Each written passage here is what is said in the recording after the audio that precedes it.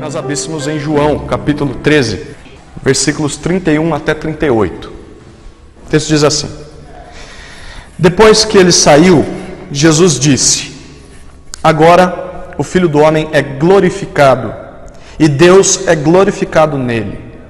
E se Deus é glorificado nele, também Deus o glorificará em si mesmo, e logo o glorificará.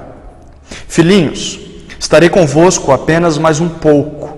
Vós me procurareis, e como eu disse aos judeus, também vos digo agora: para onde vou, não podeis ir. Eu vos dou um novo mandamento, que vos ameis uns aos outros, assim como eu vos amei, que também vos ameis uns aos outros. Nisto, todos saberão que sois meus discípulos, se vos amardes uns aos outros. Então Simão Pedro lhe perguntou: Senhor, para onde vais? Jesus respondeu: Para onde eu vou, não podes seguir-me agora. Mais tarde, porém, me seguirás. E Pedro lhe disse: Senhor, por que não posso seguir-te agora? Darei a minha vida por ti. Jesus respondeu: Darás a vida por mim? Em verdade eu te digo, antes que o galo cante, tu me negarás 3 vezes. Eu gostaria de te fazer perguntas que te façam refletir. Pelo que você é conhecido pelas pessoas. Se eu pedisse um relatório, ou se alguém pedisse um relatório de quem você é para seu vizinho, o que ele diria? Mas a minha pergunta é mais profunda do que simplesmente quem você parece para as pessoas, mas pelo que a nossa igreja é conhecida, aqui em Terra Preta. Pelo que as pessoas nos conhecem. Nós podemos ser conhecidos pela ação social, conhecidos pela pregação fiel da palavra, pela religiosidade, ou até mesmo pela hipocrisia e pelos escândalos que surgem no meio de nós. Mas de todos esses indicadores, quais deles, talvez você está pensando em alguns, poderiam mostrar para todo mundo lá fora que nós aqui dentro somos de fato seguidores de Jesus? Qual seria o indicador que mostrasse para o mundo que nós estamos seguindo nos passos de Jesus? É justamente sobre isso que esse texto trata. O nosso cenário aqui é o cenário do cenáculo. E o cenáculo é uma sala ou um quarto que ficava na parte superior de uma casa. E Jesus está participando da última ceia com os discípulos. E na verdade ele também está na sua última semana na terra. E Jesus já lavou os pés dos discípulos, nós vimos isso no começo do capítulo 13. E Jesus está comendo e bebendo com eles. Enquanto come e bebe, ele vai conversando com os discípulos. E nesse intervalo, Cristo anuncia que um deles iria traí-lo. E mesmo que ninguém tenha entendido, Jesus deixou muito claro que de quem ele estava dizendo era Judas, perdão. O traidor que é Judas, ele sai daquele ambiente para entregar Jesus às autoridades de Jerusalém. E é aqui que nosso texto começa. Judas acabou de sair dessa ceia. E a primeira coisa que nós vemos que o texto fala a respeito é sobre a glorificação de Jesus. Versículos 31 e 32. Perceba no versículo 31 que ao longo da narrativa de João, Jesus tem falado que uma tal hora que viria, essa tal hora chegaria em que o Filho de Deus seria glorificado. E depois que Judas sai do cenáculo, Jesus repete essa palavra glorificado pelo menos 5 vezes nesses 2 versículos. É uma palavra importante. A palavra glória significa peso, significa valor. Então, glorificar algo ou alguém significa mostrar o valor que esse algo ou alguém tem. É isso que Jesus está dizendo. Que o conceito de glória, na mentalidade de Cristo aqui, no que ele está comunicando para os discípulos, é que a verdade que ele estava ensinando e a verdade da sua identidade, aquilo que ele dizia ser, ia ser mostrada a todos pelo Pai. Quando ele diz, eu vou ser glorificado pelo Pai, o Pai vai mostrar que de fato eu sou quem diz que sou. E ele diz, e ao mesmo tempo o Pai vai ser glorificado em mim por aquilo que eu faço. Então Deus ia confirmar tudo aquilo que Jesus disse que era e que faria. E isso ele diz que estava próximo de acontecer. Vai ser logo, ele diz isso no verso 32. Jesus está se referindo ao fato dele ir até a cruz, morrer ali, ressuscitar e ascender aos céus. Esses eventos provam a glória, o valor, o peso que Cristo tem. E ele diz que quando tudo isso acontecer, Deus também vai ser glorificado. Então a saída de Judas desse local para trair a Jesus marca o início desse processo. O processo de Deus mostrar que Jesus é de fato quem diz ser. E a segunda coisa que nós vemos é o mandamento de Jesus, versículos 33 até 35. E no versículo 33,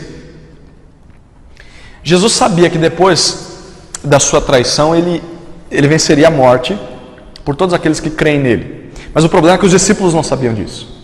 Apesar de que Jesus já tinha dito várias vezes que ele precisava morrer, ressuscitar, isso voltaria ao céu.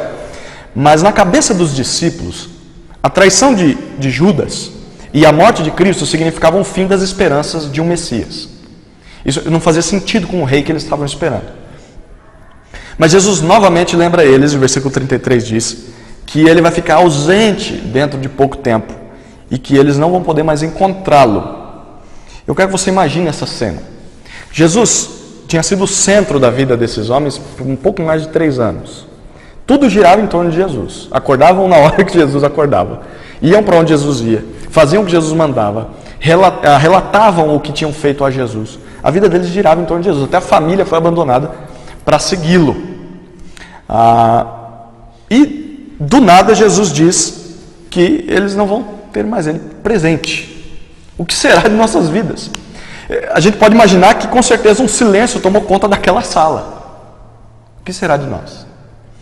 E é nesse silêncio que Jesus lança uma ordem completamente nova para eles no verso 34. Ele diz: amem uns aos outros. O novo mandamento vos dou. E apesar da ausência de Jesus, eles iam receber um suporte, não de Jesus fisicamente, mas uns dos outros.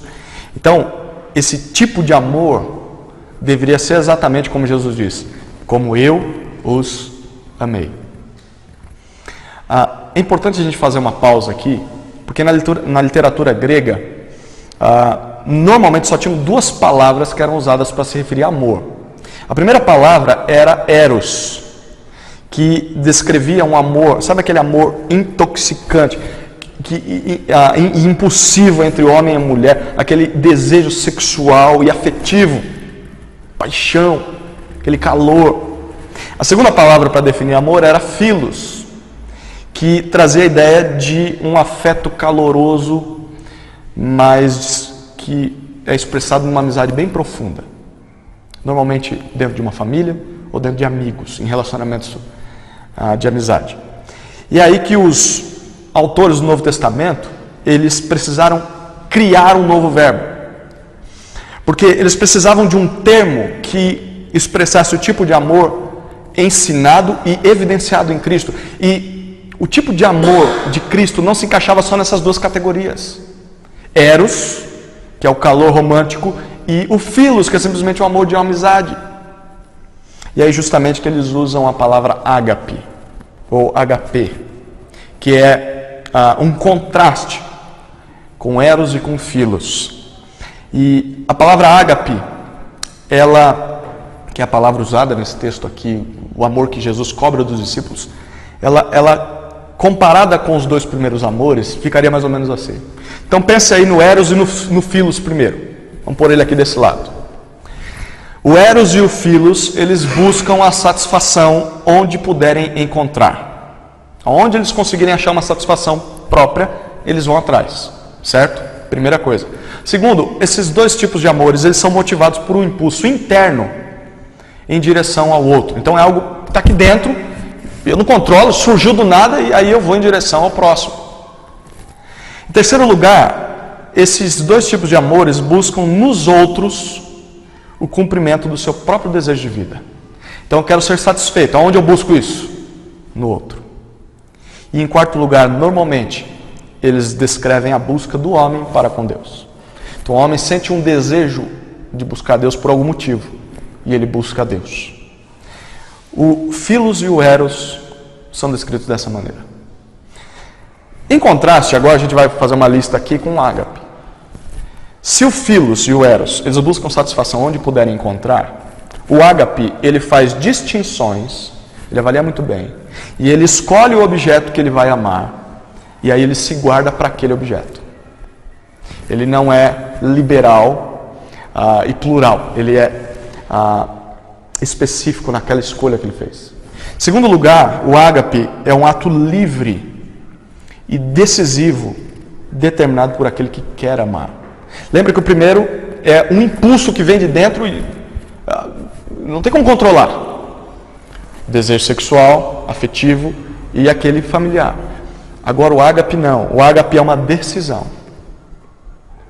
Eu posso não sentir nada por essa pessoa, mas eu decido me aproximar dela e amá-la no sentido ágape.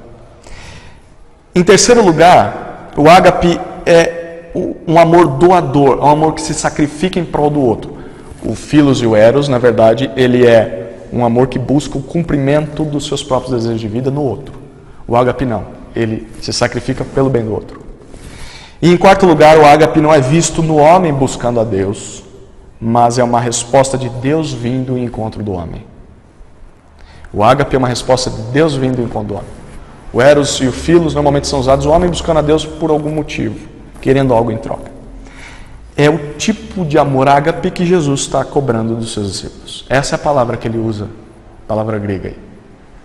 E é esse tipo de amor que, se praticado pelos discípulos, perceba o versículo 35, mostraria ao mundo que eles eram seguidores de Jesus. Percebe isso aí no texto? E por quê? Porque foi esse amor visto em Jesus. O amor ágape. E quem quer imitar Jesus, obviamente, vai seguir o mesmo padrão de amor que ele demonstrava, que ele praticava. Enquanto Jesus estava caminhando com os discípulos na terra, ninguém duvidou que aqueles homens eram seguidores de Jesus. Onde Jesus ia, estava aquela turma seguindo ele. Mas agora Jesus disse que vai estar ausente. E na ausência dele, é o amor que Jesus tinha por eles, que agora seria praticado por eles, que ia sustentar eles juntos. Ia mostrar para todo mundo que é como se Jesus ainda estivesse ali, apesar de não estar mais presente visivelmente. Em uma matemática simples, quem é bom em matemática aí? Uma matemática bem simples, não precisa nem fazer uma conta muito grande. O amor que era demonstrado pelo mestre aos discípulos seria multiplicado por 10. Eram 11 discípulos, um já tinha saído para trair, ele ia demonstrar esse amor a 10 pessoas. E 10 pessoas demonstrariam esse amor a ele.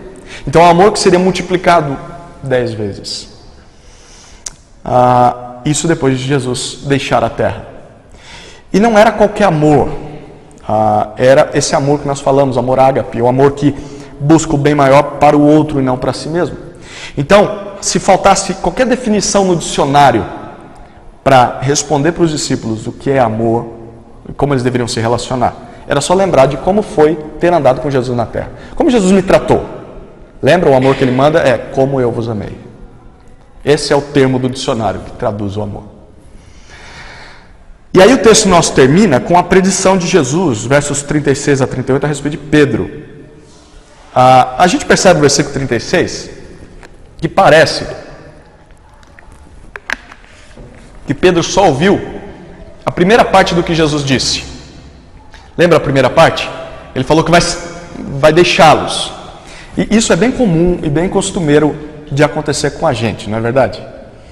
Eu vou explicar isso aqui. É normal a gente ouvir só o que Jesus diz a respeito dele e de como isso vai nos afetar. Pedro está ouvindo várias coisas de Jesus. A coisa que grava na cabeça dele é: eu vou embora e você vai ficar sozinho aqui. Parece que ele não ouviu mais o que Jesus disse. Isso ia afetar diretamente a Pedro. E nós fazemos isso muitas vezes. E aí nós acabamos ignorando aquilo que Jesus manda, claramente. Principalmente quando isso que ele nos manda vai custar muito para a gente. Ia custar muito isso. Amar uns aos outros como Cristo amou, ia custar a vida de Pedro em prol dos outros. Aí Pedro pergunta no versículo 36, para onde é que Jesus vai? E aí Jesus responde: olha, para onde eu estou indo, você não pode me seguir agora, mas futuramente você vai para lá também. Jesus está se referindo a duas coisas, obviamente. Primeiro é a morte, e depois é o céu. Para onde eu vou, você vai também. Primeiro lá para a cruz, e justamente Pedro morreu crucificado, e depois você vai para o céu também, para onde estarei. E aí, de uma maneira apaixonada, no versículo 37, Pedro faz uma declaração. Por que eu não posso te seguir agora? Eu estou disposto até mesmo a dar minha vida pelo Senhor. E à primeira vista, a motivação de Pedro aqui era uma motivação muito grande, né? Disposto a morrer por Jesus. E aí a pergunta é, Pedro amava Jesus demais. Pedro amava Jesus demais. Sim ou não? Será mesmo? Será que ele amava Jesus muito? Pense comigo aqui. Qual foi a ordem de Jesus? Qual foi a ordem? Ame seus irmãos como eu te amei. Certo? E esse amor significa se entregar pelo bem do outro. Foi esse exemplo de Cristo. E como é que Pedro responde a essa ordem de Cristo? Jesus, eu estou disposto a amar, sim, mas eu vou amar o Senhor. E eu vou morrer pelo Senhor se for preciso. Eu vou provar o meu amor pelo Senhor. Perceba que Pedro estava disposto a morrer pelo Mestre, mas cadê a obediência à palavra do Mestre? E aí que Jesus pergunta, é interessante, Jesus pergunta num tom irônico no versículo 38. Jesus diz, você vai dar a vida por mim? Na verdade, eu te asseguro, Pedro, que ainda hoje, de madrugada, você vai me negar 3 vezes antes que o galo cante. Eles estão provavelmente à noite, ceando, e Jesus diz, daqui a algumas horas, tudo isso que você está dizendo aqui vai cair por água abaixo. E as palavras de Jesus aqui mostram para a gente que o amor de Pedro por Jesus era um amor instável e que ainda precisava de um aperfeiçoamento. E o tipo de morte que Jesus queria não era morte pela espada, pelo nome dele, mas era a morte de si mesmo em favor do outro. Dia após dia, em relacionamentos, como Jesus morreu diariamente pelos discípulos. E nós sabemos que Pedro realmente ele não estava disposto a morrer por Cristo, porque de fato o que ele faz? Dentro de algumas horas a gente sabe que ele nega Cristo depois dessa reunião aqui, depois desse jantar. E isso mostra que o amor de Pedro a Jesus não era suficiente nem para entregar a vida por Jesus, quanto mais para entregar sua vida pelos outros discípulos, né? E Pedro ainda vai aprender o que significa amar de modo ágape, como Cristo amou a ele. E essa história continua, a gente vai ver até o final do livro. Mas, por enquanto, o que fica para nós aqui é que o mundo tem dificuldade em entender o amor verdadeiro. Sim ou não? A maioria das pessoas pensa no amor como algo romântico. E aí é como se fosse uma doença misteriosa que ataca alguém como se fosse um prazeroso caso de gripe. E aí a pessoa não consegue comer ou não consegue mesmo se concentrar em outra coisa a não ser na pessoa amada. Vai ser uma doença, né? Uma gripe que pega nas pessoas. E para essa doença, normalmente o mundo diz que a cura é o tempo. Acho que o tempo vai curar isso aí. Às vezes quando há uma traição, uma separação dessas pessoas, o tempo cura. A pessoa esquece aquele sentimento. E até casados de anos, às vezes esse sentimento volta com uma força. Daqui a pouco, com o tempo, o negócio abafa. E o nosso trabalho é sempre tentar manter isso, né? Encontros de casais, declare o seu amor pela sua esposa, né? Faça um mimo e tal, para tentar reacender isso. Mas esse tipo de amor, ele vem e vai, e ele, na verdade, é incompreensível. Quem consegue controlar esse tipo de coisa? Não consegue, né? Os adolescentes, quando se apaixonam dessa maneira, eu vou morrer, é o amor da minha vida. Daqui 2 semanas já está com outro, ou já está em outra, como eles dizem hoje, é o crush, né? Está com outro crush, é crush mesmo? E as coisas passam. É uma coisa que não se controla e ninguém sabe a causa e ninguém sabe o porquê da ausência. Outras pessoas, elas aceitam a existência de um amor familiar, mas esse amor familiar, em geral, é muito conflitante. E em muitas famílias, amor, na verdade, é algo que você tem que aguentar em feriados especiais e finais de semana, simplesmente que se resume em um tempo junto necessário que eu tenho que passar em família. Mas se você não for no ano novo, na casa de fulano, olha, você não ama a sua família. Aí a pessoa chega lá, fica sentado assistindo o show do Roberto Carlos o tempo todo, é o tempo com a família que ele teve. Aí eu amo minha família. Então, nesse tipo de amor, a lealdade é a principal palavra dele.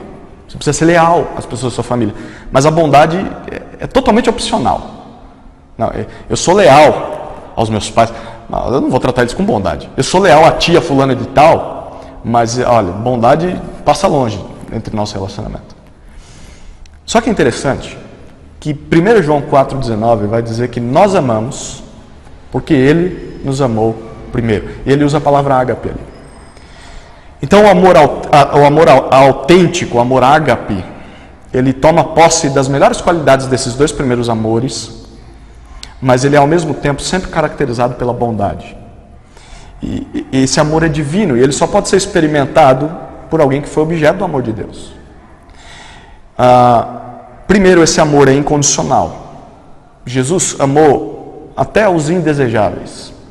Jesus amou romanos, prostitutas, ladrões, religiosos fanáticos, cobradores corruptos de impostos, amou governantes ricos e arrogantes, amou trabalhadores braçais, amou advogados e amou até mesmo assassinos e pessoas com doenças terríveis, transmissíveis e mortais.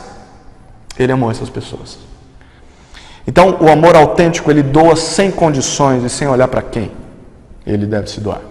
Em segundo lugar, esse amor é abnegado. Isso significa que ele não espera nada em troca pela bondade que está se doando. E ele não tem interesse nenhum em se doar pelos outros. Então, é fácil você amar aquelas pessoas que são gratas e que retribuem o amor.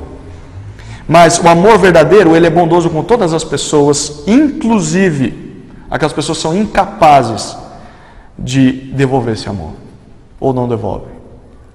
Amar o não amável é a essência do amor ágape. Em terceiro lugar, esse amor é ilimitado.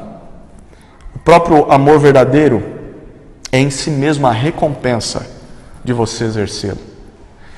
Em outras palavras, o amor verdadeiro sempre vai trazer benefício para aquele que doa esse amor. Então, muitos dos atos de amor deixam o doador tão satisfeito, como se ele mesmo tivesse sido aquele que foi amado. Já teve experiências assim? Em que você se doa em prol do outro e você se sente mais feliz que o outro? Não porque você, olha o que eu estou fazendo, mas porque você está feliz em ver a alegria e o prazer do outro. Um poeta anônimo escreveu o seguinte poema: um sino só é um sino quando soa. Uma canção só é uma canção quando entoada. O amor não é posto em seu coração para ficar ali. O amor só é amor quando é distribuído. O que isso tudo tem a ver com a gente? Eu separei 3 lições práticas para nós. A primeira é que se nós amamos a Jesus, nós devemos obedecer às ordens de Jesus. Nós não podemos ficar angustiados só com aquilo que vai nos causar sofrimento, mas nós precisamos sim pensar em como nós devemos obedecer aquilo que Jesus já deixou claro para a gente. Pedro, nós vimos, estava disposto a morrer por Jesus, mas não estava disposto a viver pelos seus irmãos. A pergunta é, nós estamos dispostos a morrer por Jesus? Eu estou.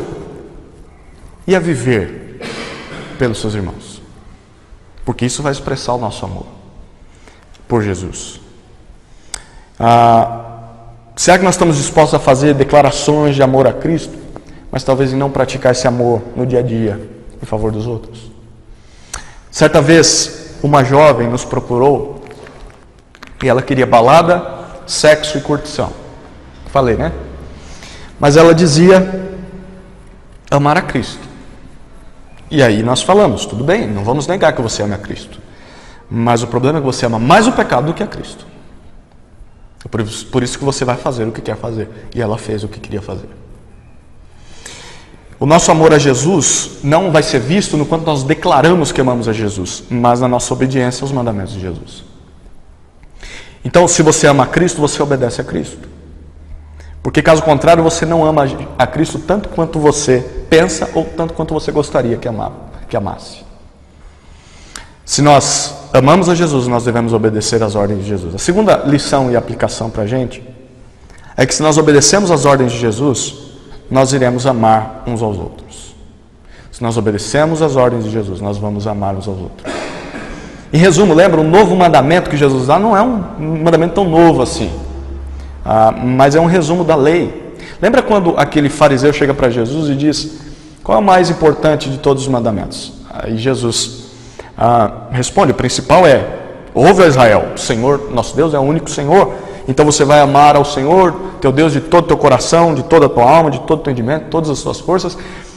E aí ele dizia: o segundo maior mandamento é esse aqui, ó. Você amará o teu próximo como a ti mesmo. E não há outro mandamento maior do que esses dois. Porque se você cumprir os dois, você cumpre todo o restante da lei. E, na verdade, o que Jesus diz nesse texto era novo no sentido de que ele ordenou claramente aos seus discípulos: a partir de agora, eu espero que vocês amem uns aos outros. Então não adianta nada a gente dizer que está em comunhão com Deus, que está em obediência à palavra de Deus, se na prática os nossos atos para com os outros, nossos irmãos, não são atos de bondade, atos de amor. Se nós só agimos pensando em nós mesmos, se nós não estamos dispostos a nos doar em favor daqueles que não merecem, se nós não damos o primeiro lugar aos outros, nós não podemos dizer que estamos obedecendo a Jesus. Porque se nós obedecemos a Jesus, nós amamos aos outros. Amar é se doar em prol do bem maior do outro. E esse bem maior do outro não é aquilo que ele gostaria, que ele pensa ser melhor para ele, mas é que essa pessoa esteja mais perto de Deus. Então, esse é o nosso desafio. O nosso desafio é servir aos outros para que eles vejam a Cristo. E quando as pessoas verem a Cristo, essas pessoas amem a Cristo e passem a seguir a Cristo. E ao passo que elas seguem a Cristo, elas fazem o mesmo que foi feito com eles, em favor de outros. Esse é o nosso objetivo para com as pessoas. Se nós obedecemos às ordens de Jesus, nós vamos amar uns aos outros. A terceira e última lição e aplicação é que se nós amarmos uns aos outros, nós seremos conhecidos pelo mundo como seguidores de Jesus. Se nós amarmos uns aos outros, o mundo nos conhecerá como seguidores dele. Interessante, porque nós podemos ter uma cruz pendurada no pescoço, ou um símbolo de peixe no carro. O meu carro tem um peixinho atrás. Nós podemos andar de paletó e gravata a todos os momentos, e até mesmo usar esse vocabulário gospel de crente, né? A paz do Senhor, Deus te abençoe, varão, vaso, varoa, enfim. Nenhuma dessas coisas são erradas, né? Mas no máximo elas vão mostrar para as pessoas que nós somos religiosos ou que nós participamos de algum movimento gospel, no máximo. Porque o que de fato vai mostrar para as pessoas a diferença nas nossas vidas e na nossa igreja é o fato de nós amarmos uns aos outros. Foi isso que Jesus disse. Então só isso nos identifica como seguidores do Senhor Jesus. Então qualquer outra religião, lembra que eu falei no início, somos conhecidos pelo quê? Ação social, uma série de doutrinas rígidas, princípios sérios, ser uma igreja com aparência bem religiosa. Qualquer outra religião pode fazer isso. E faz muito melhor do que os cristãos. Mas só quem foi amado por Jesus pode amar verdadeiramente e mostrar ao mundo esse amor. Só quem foi amado por Jesus. E por isso, se a pessoa não conhece a Cristo, ela ainda não sabe o que é amor verdadeiro. Mesmo que ela esteja dentro da igreja. Mesmo que ela esteja dentro da igreja. E o melhor método de nós mostrarmos ao mundo que somos de Jesus é amando uns aos outros. E nós só seremos motivados a amar aos outros se nós compreendermos o amor de Deus. Esse amor que cantamos. Porque quando nós olhamos para a cruz do Calvário, a morte de Cristo em favor dos nossos pecados, nós vemos o amor. E quando nós compreendemos isso, nós podemos praticar esse amor. Então, irmãos, que a nossa oração seja para que não só nós individualmente, mas toda a nossa igreja como um todo, que nós sejamos conhecidos pelo mundo não pela nossa religiosidade, ou pela nossa vestimenta, ou até mesmo pelos nossos escândalos, mas que sejamos conhecidos pela imitação do amor de Cristo. E que em nós o mundo possa conhecer o amor de Jesus e ser alcançado para Jesus. Amém?